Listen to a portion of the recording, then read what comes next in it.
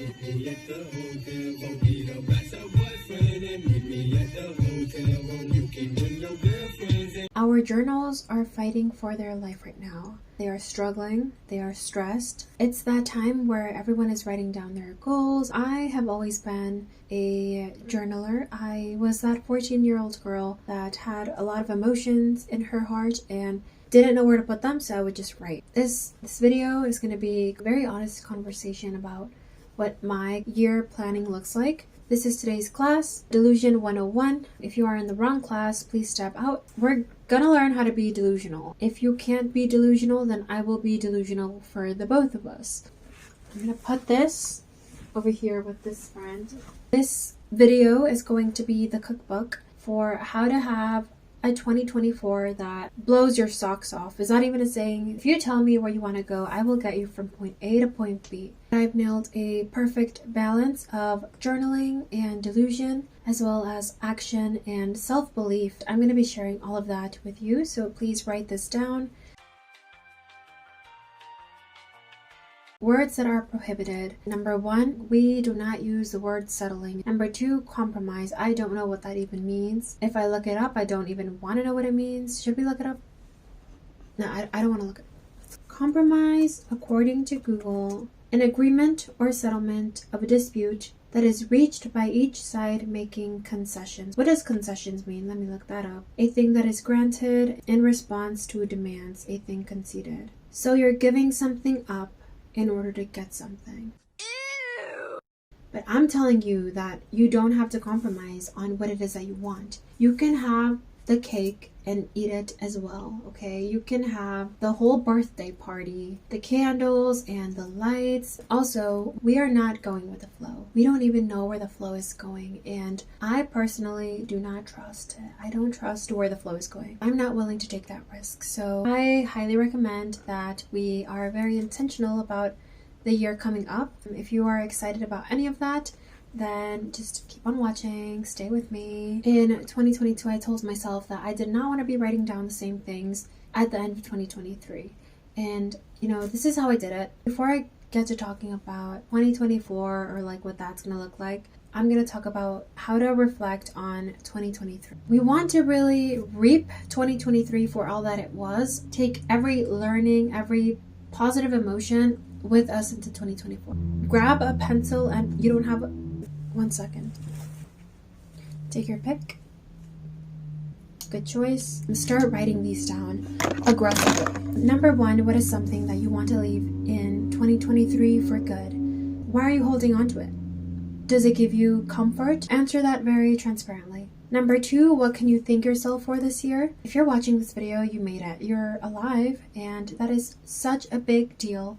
So you did something right, and that is something to celebrate. Number 3, what is a memory that makes you smile just thinking about it? Is it that long walk by the beach that you took on that random Saturday morning?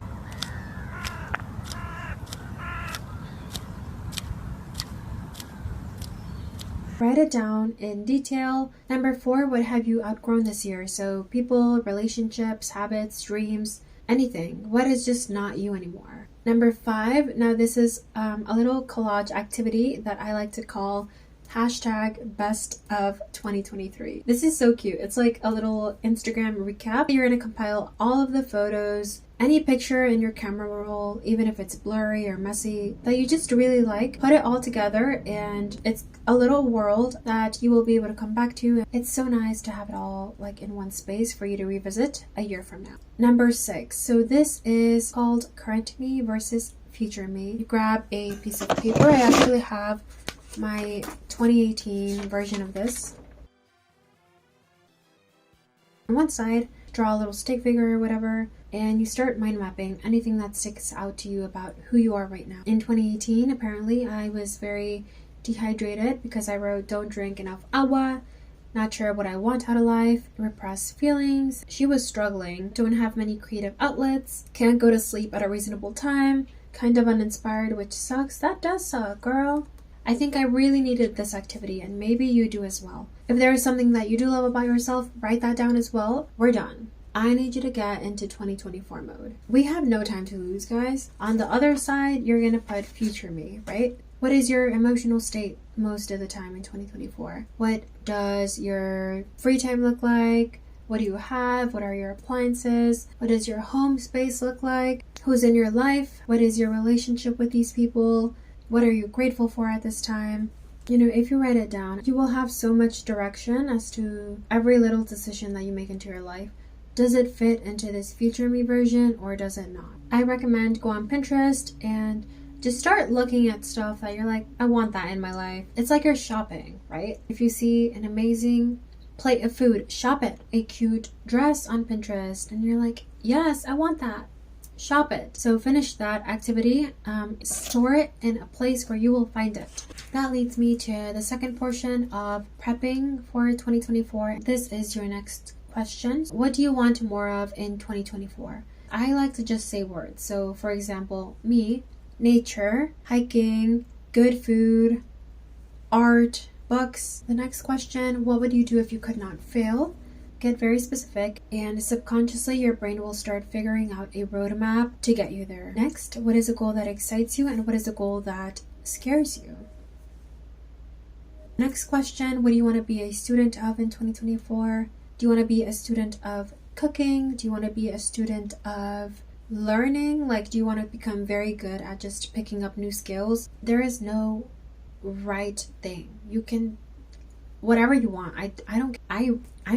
I root for you. I am cheering you on. What is not acting on your dreams costing you? Are you losing time? Are you just kind of bored? If you don't pursue these things, where will you be in 1 year, 5 years, and 10 years? Now I'm going to talk about some mindset shifts that I did in 2023 that helped me.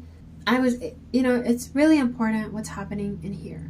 Everything that you kind of say to yourself is so important in influencing everything that you actually do. These are some mindset shifts that I adopted and that maybe would be helpful to you. Mindset shift number 1, I am the luckiest person. So let's talk about luck. There is a psychologist, his name is Richard Wiseman. He wanted to understand why some people call themselves lucky and why some of them call themselves unlucky, and how that I need a drink of water. He found that lucky people live by 4 principles. Lucky people are skilled at creating and noticing opportunities. So they're scanning their environment for what is hiding in plain sight that I can take advantage of that will bring me something good. Number 2, they are good at making lucky decisions by listening to their intuition. They don't listen to Bob's intuition or the what if or I should be doing this. Number 3, they create self-fulfilling prophecies, meaning that they are optimist. Everything's just kind of working out for me. Number 4, they are resilient. Did I get shot in the arm? Yes. Did it hurt? Absolutely. But you know what? I did not get shot in the face. The face is intact, okay? And that's what matters. One study that he did, he grabbed people and asked them, are you lucky or are you not lucky? He gave them a piece of newspaper. Please count how many pictures are in that newspaper, and on average, unlucky people took 2 minutes and I think 30 seconds to count all 42 pictures in that newspaper. Lucky people took 2 seconds. They're just really good at counting. No. On the second page of the newspaper, it said, stop counting. There are 42 pictures in this newspaper. Also, if you see this, tell the experimenter and you will win $250.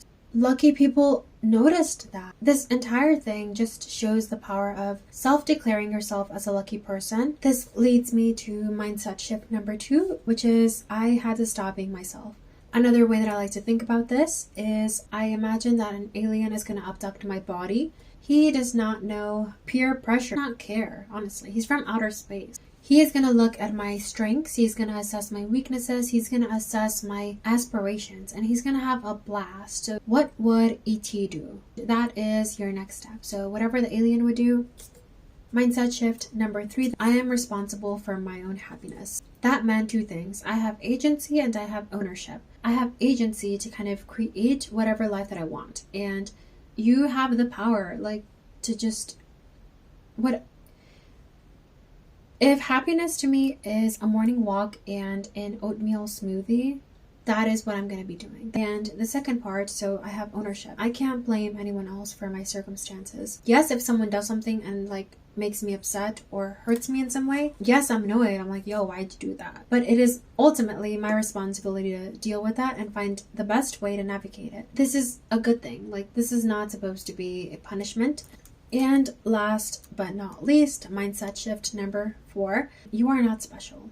I used to think like, yes, I want to be that, but I'm just not made for that. Like, that's just not my life mission. Why am I the exception? Why would that dream be in my heart without the resourcefulness to kind of get me there? If I've seen somebody book a trip, create their dream job, start their business, change careers, pivot like 20 years into their career, why am I the exception? I'm not, and you are not either. This world has no favorites, I promise you. You are not special, and I mean that in the best way possible. This is serious. This is your life. Okay, now moving on to the habits section. Here are some habits that I took very seriously in 2023, and you bet I am putting them in my little suitcase, and we are going to make our way to 2024 with these things. So number 1, a morning walk. I just love walking. I really enjoy nature, reading a book, listening to music. If I need to get into a vibe, then I'm like, I'm going to go on my walk and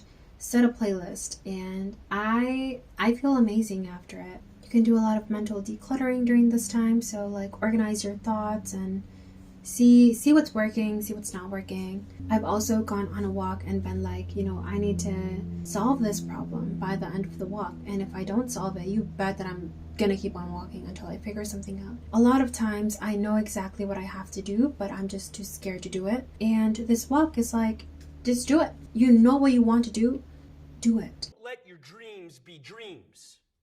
Yesterday, you said tomorrow. So habit number 2 that I think very positively impacted my life in 2023 is read. I love information, and I promise you there are books on like absolutely anything. Like, it's incredible, honestly. Look for books that have information that you need right now. Look for books that are written by people that are going through things that you're dealing with, if you want to kind of see how they're dealing with it as well. Habit number 3, journaling and documenting. Journaling is all about just having a conversation with yourself and being very honest. Don't lie. Don't lie to yourself, because you'll know. I want to kind of always be in that mode of self-discovery. Writing all of this stuff down has helped me kind of track and just better understand where I've been and where I'm trying to go. So yeah, you can write about your emotions, your dreams, anything. You can even write poems or short stories. Habit number 4, take the first step. This for me meant being very okay sitting in discomfort, failing, getting rejected a lot, picking myself up though and being like, we're trying this again. Be the last person standing.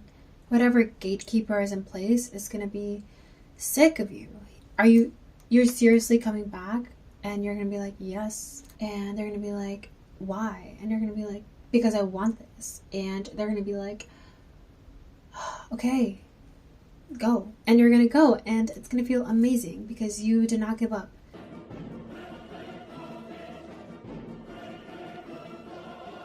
And habit number 5 is gratitude. So recognizing all of those little moments that I am very appreciative for. If I come back from, like a very fun day, write it down. A very good book with a really cool message, write it down. You're just gonna remember the whole thing about luck and believing that you're a lucky person. This is kind of the same thing. It'll become so much easier to recognize things to be grateful for. No, you bet that when I'm on my morning walk, I am gasping for air because nature is so beautiful. Like, I really try to take it in with all of my 5 senses.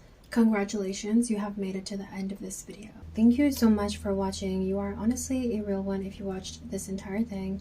If you're here, you made it. You are alive. That is a big deal. I look forward to seeing you in another video. Please subscribe, like, tell your friends. I don't even know what your dreams are, but you are capable of everything. Everything and more. Go and have an amazing day. I'll see you.